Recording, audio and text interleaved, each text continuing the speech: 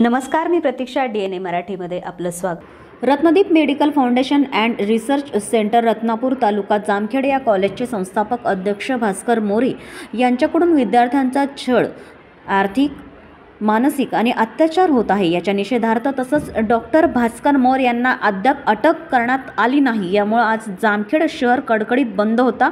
रत्नदीप संस्थेचे विद्यार्थी व ग्रामस्थ यांनी जामखेड बंद ठेवलं होतं, त्यामुळे जामखेड शहर हे ग्रामस्थांकडून 100% बंद होतं. रत्नदीप विद्यार्थ्यांच्या आंदोलनाचा बुधवारी 9 तर उपोषणकर्ते पांडुरंग भोसले यांच्या उपोषणाचा हा 7वा दिवस होता.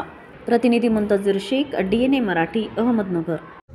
जामखेड या ठिकाणी रत्नदीप फाउंडेशन मेडिकल कॉलेजचे संस्थापक अध्यक्ष भास्कर मोरे यांनी कॉलेजच्या विद्यार्थी आणि विद्यार्थिनींवरती अनेक प्रकारे अत्याचार केलेला आहे.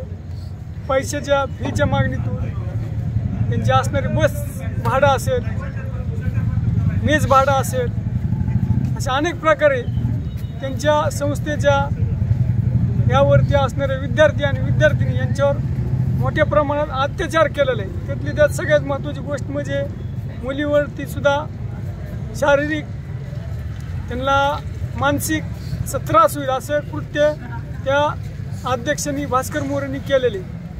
ज्यावेळेस आम्हाला ते कळलं त्यावेळेस आम्ही या आंदोलनात सहभागी झालो आणि शेवटपर्यंत मुलींना न्याय देण्यासाठी आम्ही या ठिकाणी श्री शिवप्रतिष्ठान हिंदुस्थान तसंच सर्व धारकरी आणि सर्व पक्षीय सर्व ग्रामस्थ या ठिकाणी उपोषणाला आज 8वा दिवस आहे. या ठिकाणी अनेक पक्षाचे पदाधिकारी सर्वजण येऊन गेले, सर्वांनी प्रतिसाद दिलेला आहे.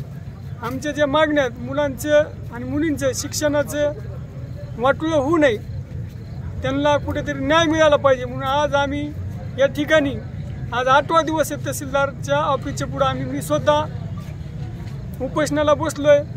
फक्त पाण्यावरती मी आमरण उपोषण केलेलं आहे.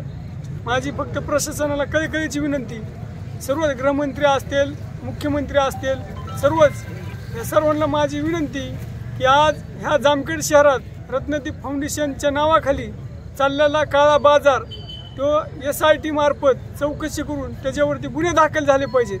का तर या ठिकाणी आज परिस्थिती अशी झाली जामखेड शहरामध्ये, ह्या महाराष्ट्रातल्या 384 तालुक्यातून ह्या ठिकाणी मुली शिकायला आल्यात.